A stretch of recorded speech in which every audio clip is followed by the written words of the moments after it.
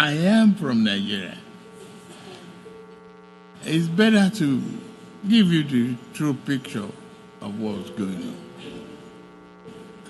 In Africa, we have terrorism challenges, insecurity challenges that are preventing farmers to even go to their farm. We have problem in Sudan, displacing people. We have problem of climate change, flooding, destroying crops. And we have problem of protectionism. We have problems. It is very important to make it clear and louder here.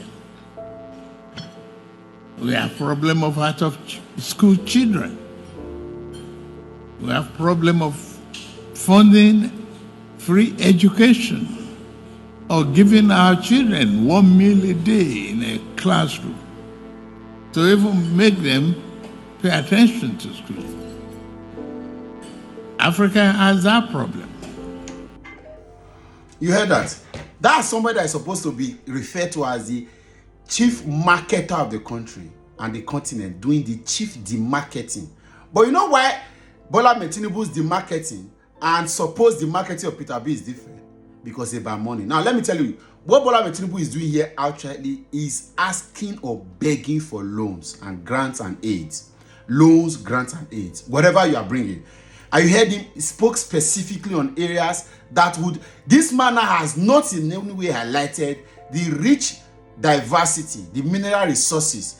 If he dares mention that the country or the continent is blessed with abundant mineral, human and natural resources, people are going to say, why don't you do exploration? Why don't you tap into it? What is stopping you?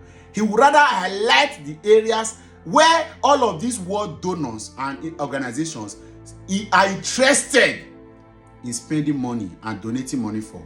Terrorism, that's insecurity. Out of school children, education, vulnerable peoples to be reintegrated in society. That is what he spent his time on. But guess what? What Peter Obi is doing invariably is going to tell the world that yes, we have these problems, but this problem has been born out of recklessness and abuse of people that have been in power. And there is high rate of corruption. What these white people now hears is that, oh, so the issues you are coming to tell us about problems here, problems there, yes, there are problems, but these funds that have been made available over the years, over 30, 40 years, for us to fix this problem have been siphoned into personal pocket. So that means invariably that they are going to begin to reconsider. Let me tell you, there's a particular project in Edo State. Should I? The project caused a whole lot of drama because the parties involved thought that the project was supposed to produce money, bring money. Yeah. However, the project did not bring money. Rather, the people that were supposed to bring the money now said they were rather going to use that money to build a structure instead of making the money available. And their fight starts. That was where fight started from. So it led to too many battles. So the problem is some of these organizations abroad, and it's not that I believe in them, it's not that I am saying that they should continue. They have now realized that monies that they send to the continent of Africa, especially Nigeria, have now been siphoned and changes address into people's pocket and used to play politics rather than the risk. Because I cannot understand why since in the 70s that we have started to receive grants and aids, 80s, 90s, there is no one single sector that we can say successfully we have taken. Is it all the grants and aids we have received for health, for education, for out of school children, for security, for mineral exploration, to take people, to take vulnerable, is it even to polio?